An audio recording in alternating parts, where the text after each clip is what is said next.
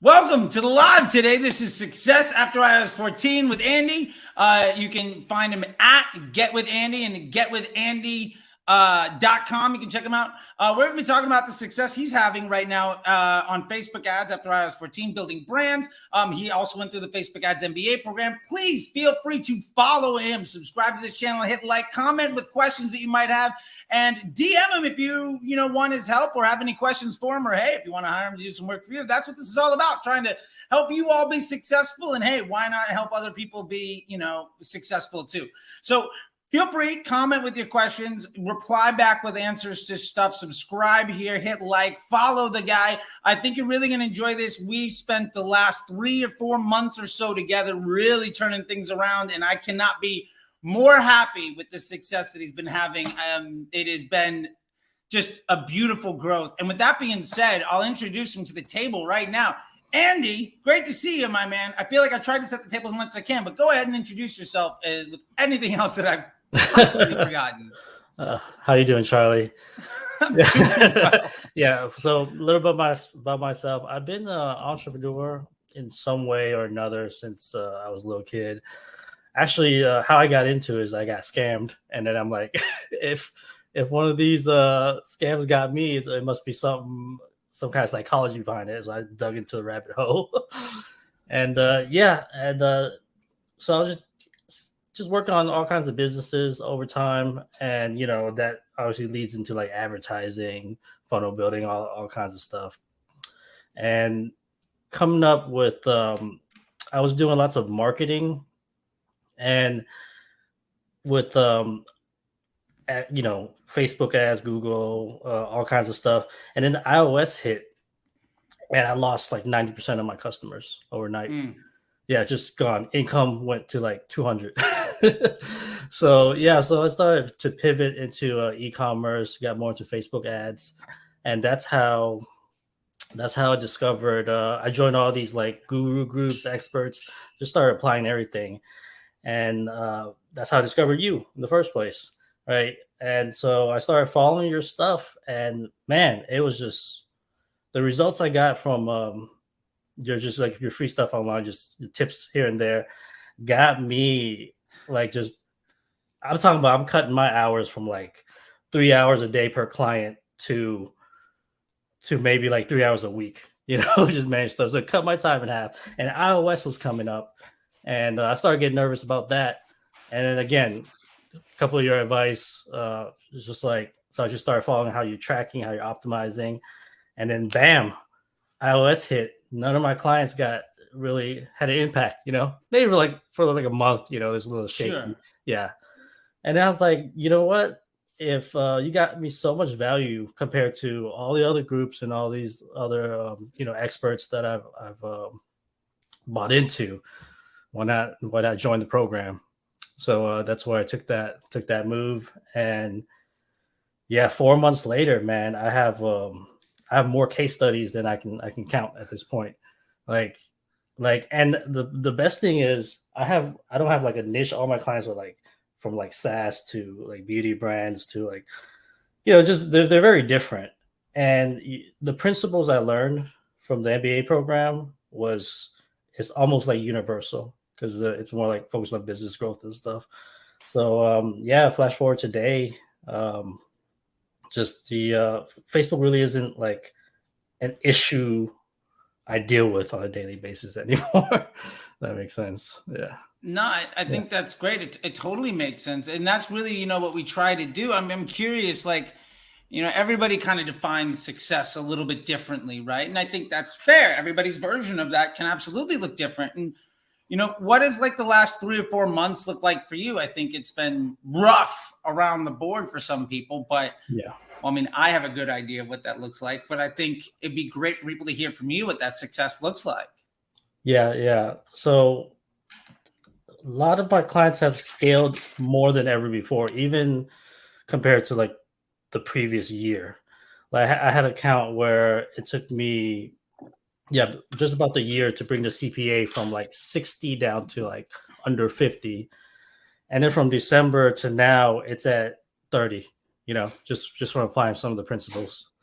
And Okay, not only that, that's awesome. yeah. So, and then I'm like, whoa, okay. And then the CPMs dropped from 40, 50 to, I don't think I have an account that has CPM over 20 at this point. Yeah. Yeah, that's Yeah. great. I And love it.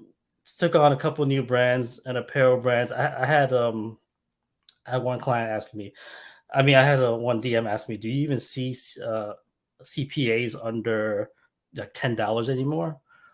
Well, I just had a month of CPAs like $3 to $4 at a couple hundred spend a day, like That's so yeah. fantastic. And these are just some of the case studies that I attribute, almost all to just chatting with you and yeah. So that's the last couple months.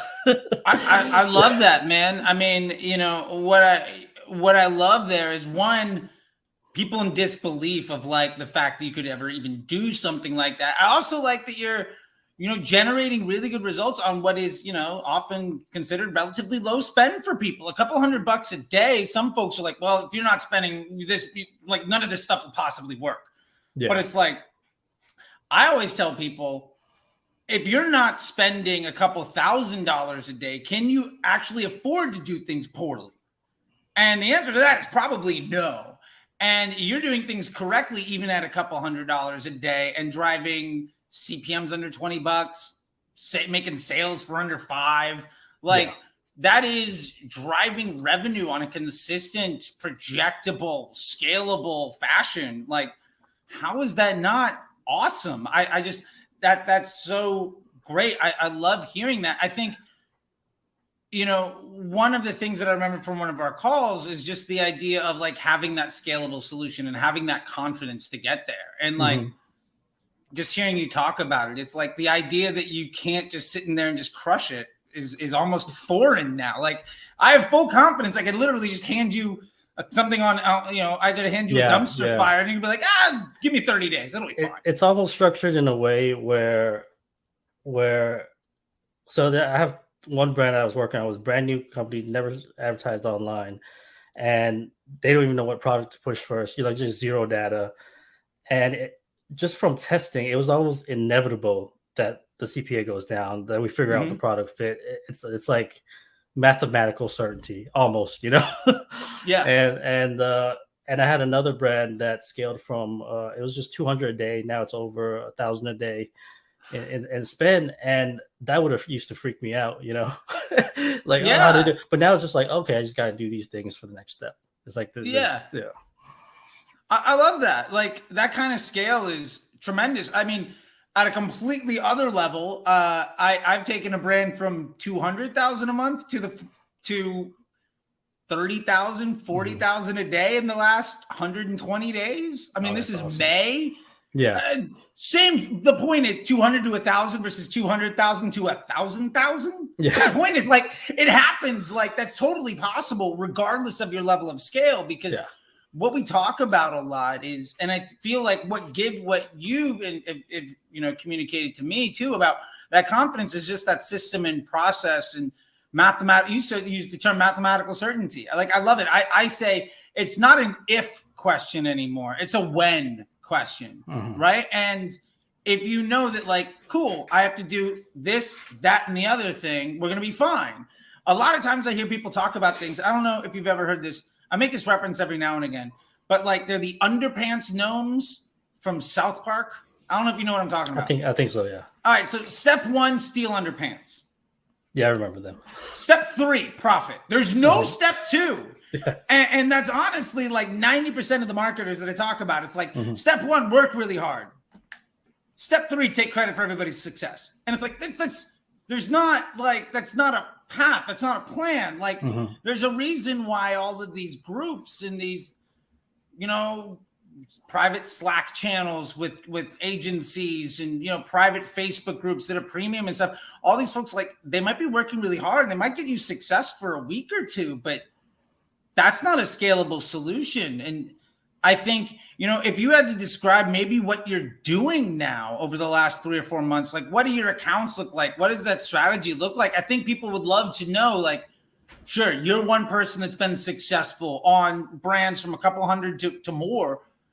what does it look like for you to you know, on the day-to-day, what your account structure looks like and what you're thinking about? Yeah, the account structures are really simple. It's not something, speaking of those groups, like I said, I've been through a couple of them, and I've tried. I mean, the other year I tried like probably 4 or 5 different strategies. All this ABO, and the deal, and it never really led to it never really led to long-term success. But now all I'm doing, for the majority of accounts is just creative testing and just increasing budget, and that leads to. It's really not that, obviously the larger accounts are a little more involved with that. But for the most part, I'm not really thinking about, I used to spend like 3 hours to like research and just figure out the next step. Now I have the like 30-day, 60-day, 90-day plan to see what it looks like. So I wake up, just, check health check of the account, see the tracking, and then your measurement protocol, see the health check, and just publish ads and get ready for the next week. like the numbers kind of fill in itself. And if there's a bad week, I'm not worried about it. If there's 2 weeks that are bad, I'm not worried about it, because we built in systems in place to be ready for that. So I don't really know how much to get into more details. Now it's like, how do we take the business to the next level? How do we use the feedback from the creative testing to grow the brand, to get that message to market match signal a lot stronger? How do we develop more control variables to just have multiple signals to where it becomes like a song, a symphony? So how do we use that to get buyers to become customers? And it's almost like the brand develops itself after that point. It's like an emergent property. Of, all the creative testing that's happening. I love that. Yeah. I love that, because it is totally about biz dev and planning, and trying to make that stuff work. Because at the end of the day, I mean, in my experience at least, Facebook ads amplify an existing business model. And I see, basically the idea of an ad agency and the lie of attribution, as far as I'm concerned, is built around, well, we get credit for something. So then every report and every decision is ultimately predicated on how do we take more credit for more success. And that's a very different conversation than how do we make sure that this brand is developing and growing and makes its own life cycle and develops. Like, how do we make that work? And I love that you're making that pivot and the idea of like a symphony with it. I love it, because it's exactly what it is. I'm curious, because everybody says creative testing. Like, what is creative testing? What does that creative testing process look like for you? We usually take a look at the demographic data and try to split it into whatever angles we could find, or existing customers and stuff, and just break down a list of how we can approach each angle in a creative way. And so the creative testing process is just like, we use the Golden Bear method to give us directional information on where to go. And that tells us. For those that don't know, Golden Bear is part of the MBA program that is looking for the branded estimated action rate. Thank you to Stephanie at Menlo Park for coming up with that back in 2018. But we're just trying to test to make content that people want to engage with, so that we're good business partners with Facebook. And then from there, I just wanted to define that, because some people might not know what that is. Okay, so, I mean, I know what it is, but like, and that's one of the best things I learned how to do. And now my testing process used to take, a long length of time, who knows how much money spent. But with this method, it doesn't cost too much to run a test to get that information. That market research is done for, relatively speaking, like pennies. And then so let me try to run some of the stuff off. So you're doing you're validating your elements to be good partner with Facebook, and then you're running dynamic creatives at Broad, 100%, and then scaling budgets with the winning ads. Yep. And okay, cool. I just wanted to I feel like I know what that is, but everybody modifies. Yeah. It's I think most people are trying to do too much with their ad accounts in the first place. Like you don't need much if you're running good. If you're just running ads people want to see. Like that's the core of it. You could try so many things, but at the end of the day, it's people are on their phones, and you just show them stuff they want to see, and that they can click through and also make a purchase off of. Yeah, I mean, I'll tell you this. One of the stat points sunk into my brain a few years ago at Menlo Park was the average person swipes the height of the Eiffel Tower on a daily basis. And like, this is my phone, and I've got like the big iPhone, right? Not that I'm a baller. I just want more space, right? Anybody can get an iPhone. It's not a status symbol. My point is, this is smaller than my face. I've been to the top of the Eiffel Tower. That is a whole ton of my face stacked on top of each other. Like the amount of time it would take you to do that. And you have to stop that scroll and make people want to engage. Like attention is earned. You know what I mean? Mm-hmm. I think I want to throw out this shout out to Barry Hot or at Bing Hot, if you want to check him out on Twitter. He posted it in a way that I want to give him absolute credit for. It's that every social ad is skippable. You don't have to watch any ads if you don't want to. So, like, you have to be able to make people want to engage. Otherwise, you're just spending a lot of money to piss people off. Mm-hmm. That's not a really good business model as far as, at least in my experience. Pissing everybody off and demanding money doesn't really work. That's how people do it, though. It is. So let me hear something about, like, I'm curious. You said about the MBA program, and I know that some people might be interested or curious about it. I'm really interested to know, like, where were you at when you found that, and what was that experience like for you going through the program, and now you're in the alumni, process of that program. What does that look like for you? I'm always curious to see what people have to say about it. And I think a lot of other folks are interested to be like, is this like, what am I getting into potentially?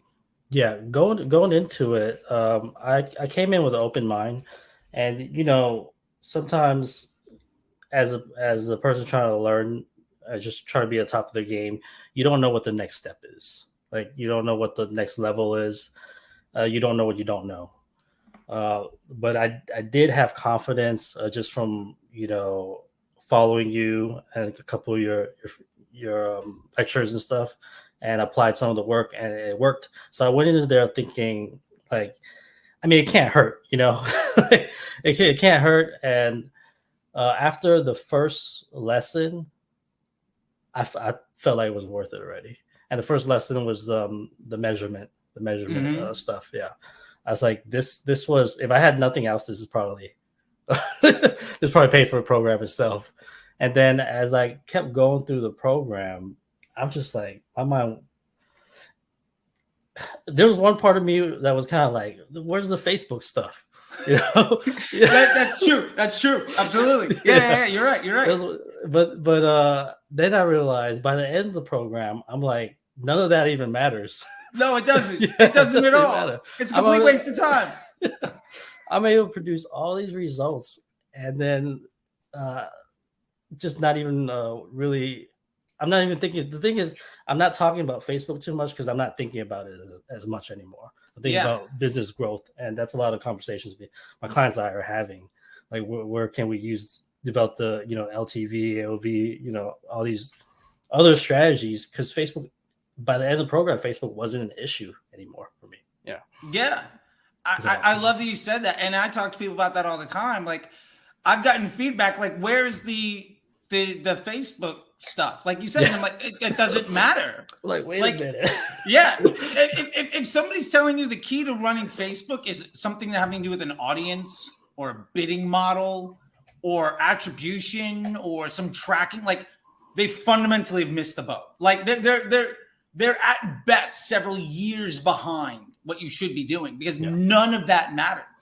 And I keep trying to drive it home to people, like no interest group's going to improve your LTV, right? Like no like retargeting audience improves incremental lift across a bunch of channels in a sustainable fashion. Like that's not a thing. Like maybe broad retargeting, like in scale at like $20,000, $30,000 a day. I mean, I can point to that is helpful, but like that's also just helping me ramp up my email open rates and my search volume. Like, because I have so much scale. And the fact that the solution here has very little to do, I think, realistically speaking, to call it out, probably 30% of the program has anything to do with actual in Facebook work. Yeah. And realistically, your time managing brands, I'm curious, what percentage of your time during the week are you actually in Facebook doing something? Yeah, probably probably once a week per account. Yeah, that's about right. Yeah. That's about right. Yeah. And, more than that just isn't necessary. Yeah. No, it's great. First month in, after learning how to measure right, track right, we had a client tracking the marketing mix, and we found that the $500 a day they were spending on Google wasn't adding any lift to the account whatsoever. So made that change and immediately saved the client like $400 a day and spend that day. That looked it good on attribution, but didn't grow the business. So I have one account that was running on like a 0.8 ROAS. That sounds horrible, but that was the move we needed to make. And it sounds good to me. Yeah, you're focusing on growing the business. Yeah. So it's like that measurement piece and the testing piece and the all the success, the management piece is combined in a way to where I was just blown away how you found all these pieces to work together. I will tell you, years of very enthusiastic conversations with people that were smarter and better and more experienced than I was. Because I went in there like as the incredibly egotistical dude that knew I was smarter than everybody else in the room, and all I had to do was day trade Facebook till the cows came home, like, and take as much credit for everything as possible. But when you leave an ad agency and you actually have to start growing businesses, and you realize that I had investment bankers turn down 9-figure exits because our Facebook data didn't mean anything. I had like 7 pages of a 120-page deck about return on ad spend and stuff. And it was literally just like they avoided it, the entire thing. It was almost a red flag that I went to them and said, well, we care about ROAS. Because nobody cares about ROAS other than a marketer. It just doesn't mean anything. And yeah, so like, I mean, some of that system and process stuff is things that I've taken from Textile, right? Some of it I've taken from Guthy Renker. Some of it I've taken from Omnicom. Some of it I've taken from 310 Nutrition and My Life, and some really great bosses and mentors that I've had the pleasure of working with. Marina from 310 and Guthy Renker and Mike So from DeBooks and Textile, and one of my mentors, Ben, who was a director at Omnicom and then Hearts and Sciences and ran his own agency. Ben and I actually won this TV show called The Pitch back in like 2013 that ended up resulting in there being like a gifting button on Facebook for like 6 months. You could buy like gift cards and stuff. And now he's a VC. And like having conversations with him, I talked to him about PSM and he's like, like, how is that not what people are talking about? And I'm like, yeah, nobody cares apparently about like the profit margin per customer. They're just looking for ROAS. And he's like, how are people successful? Like, he's so far removed from the desperation of ad agencies to take credit that he's not realizing like the scope of how far away people trying to make successful businesses, how far away they are from looking at any data that actually matters. I think one of the conversations I had with him that was eye-opening was we were talking about audiences, right?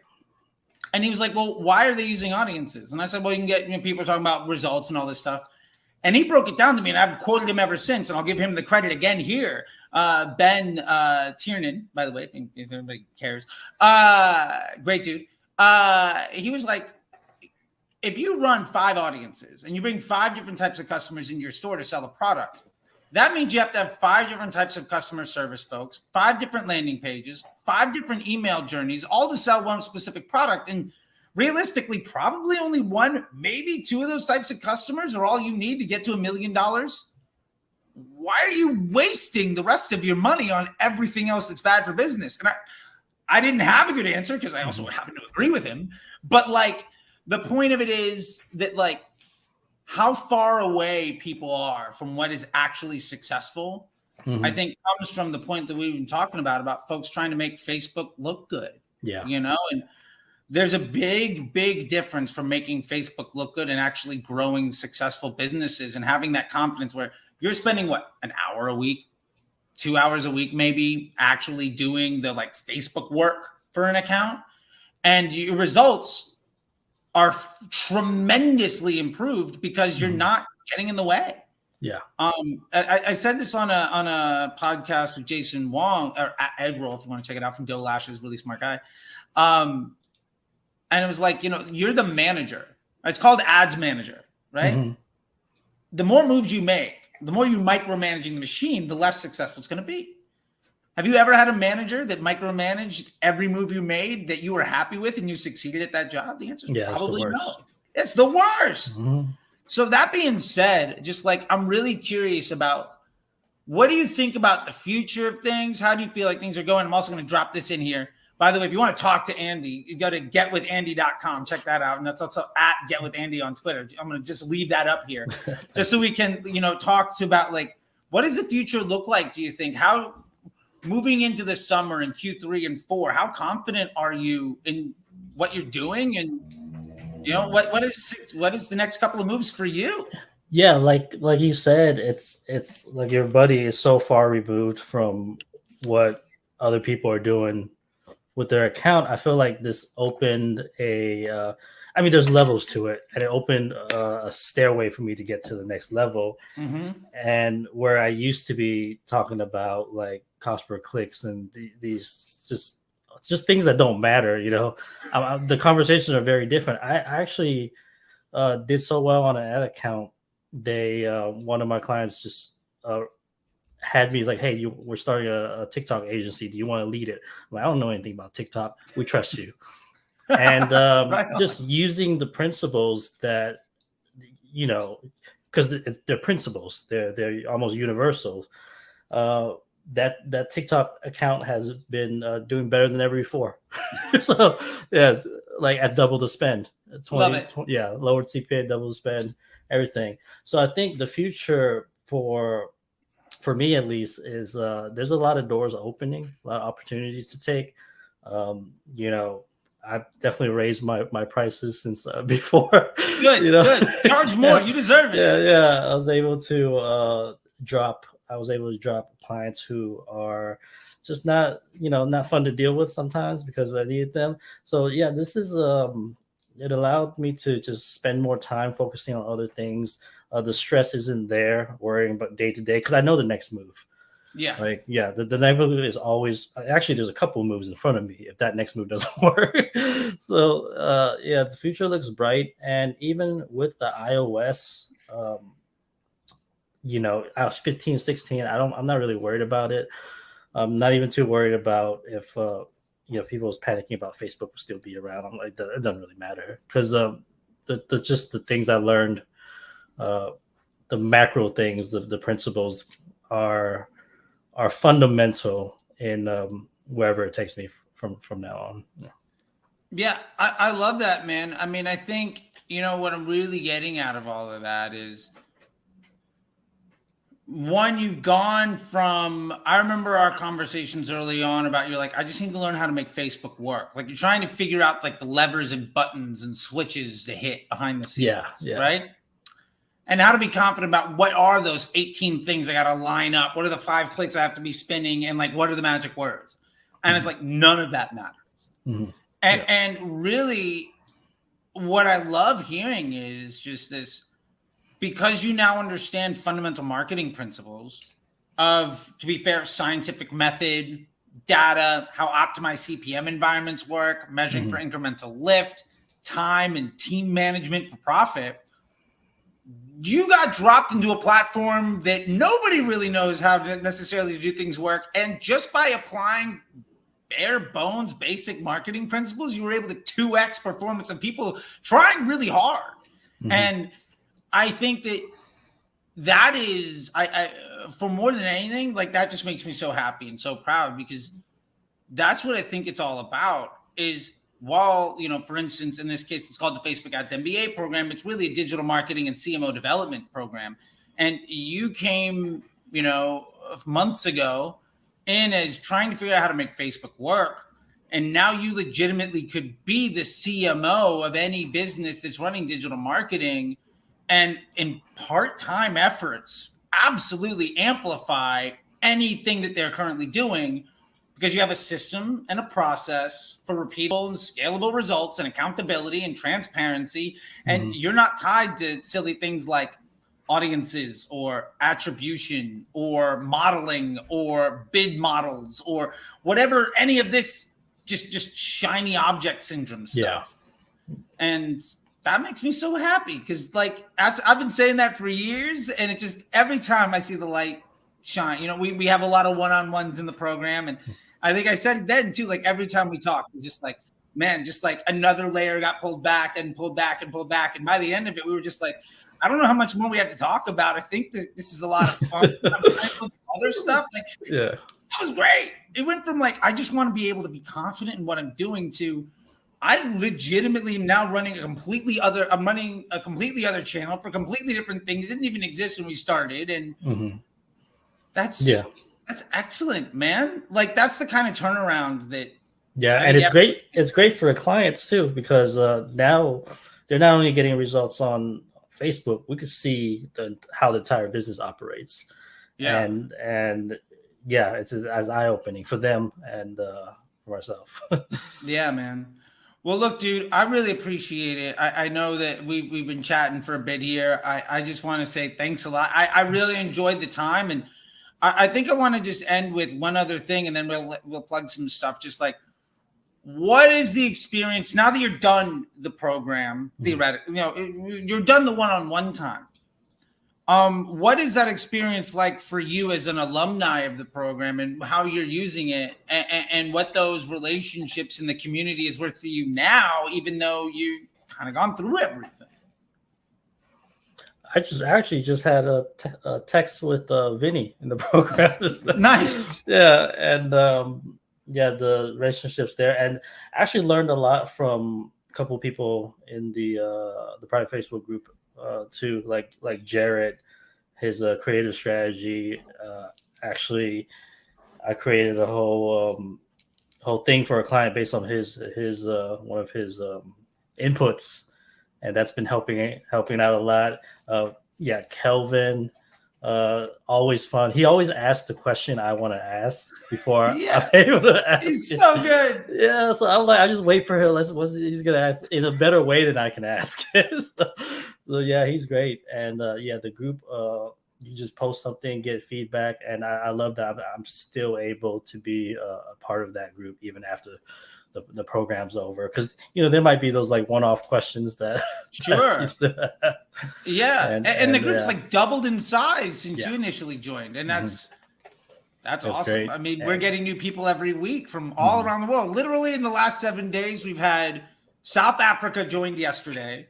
Our second or third group from Australia joined last week, and we've had a couple Eastern Europeans, somebody from Tel Aviv. Like, Americans are almost the minority in this group, and there's people literally all over the world making things happen. And that's the great part is they're figuring out strategies that maybe we never even thought of, and eventually everybody's gonna become an alumni and start solving these high level problems, and that'd be fun to look at. I gotta say, like, I had no idea when I started this program that this community would be I honestly think it's the most valuable part of the program. Like once you get through the disciplines, like once you get through the one-on-one time, we get you up through the system and process and understanding how Facebook works, all of that stuff. Like what I get out of that program, what I get out of the community, I get like just it's amazing on a daily basis. I see all these conversations and I see the stuff. You know, it's funny. One of our program members had a clothing business and he joined last year and graduated and then had a full-on exit, like 100% after Black Friday, like massive personal check. And he's like, I don't know what to do now. I'm going to put something together. And one of the other people that joined ended up connecting with them because they're an apparel brand that's overseas. And it was like, oh, you have 3PL connections inside the United States. You want to break into the market. Like, that's amazing. Like, they probably profited on joining the program the day they signed that contract and saved $10,000, $15,000 a month.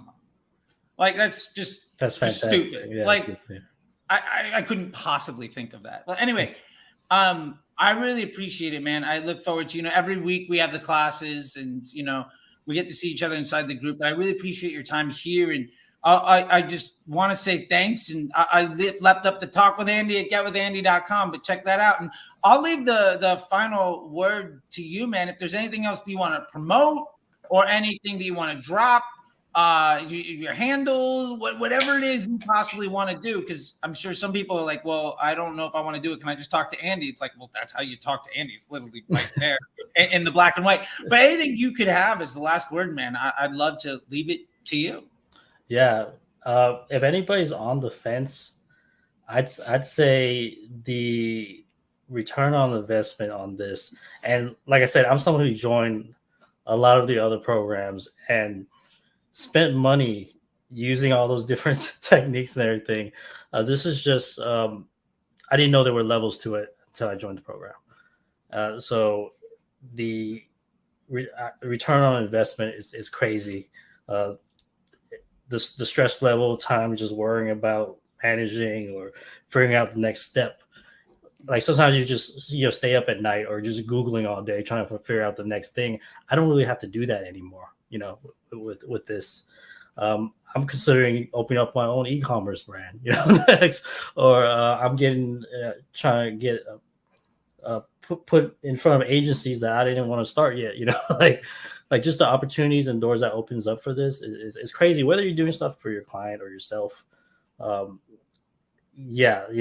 don't think I haven't seen anything else out there like this, like the structure this way. I just want to give credit to you. I know I put out a lot of case studies and stuff just in this call, just a lot of results, but I'm attributing it. All that happened in these last 3 or 4 months. So there's got to be something to it, right? Yeah, probably. I love that, man. Thank you so much. That warms the cockles of my heart. I don't know where that comes from, but I'm going to use it. That's an awkward thing to say. Let's leave on that.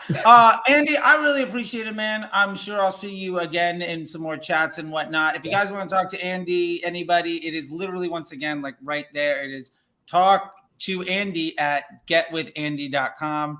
It's also at getwithandy on Twitter or whatever else. Go talk to the guy. If you need some, if you're on the fence or you want some help with what you're doing, hey, Andy, you can probably help you be successful too. Why not? That's what we do here. We help people be successful. Less stress, more success. That's the whole thing. Love it. That being said, man, I once again, thank you so much. I really appreciate it. And Caden says, late, just missed it. Damn, don't worry. It's completely available to watch on replay whenever you want to. Go to the YouTube, go to Twitter, go to Facebook. It's all there. With that being said, man, I'll let you go. Thank you so much. And just so happy to see you successful, dude. That's what it's all Always about. great talking to you. See you, buddy. Bye.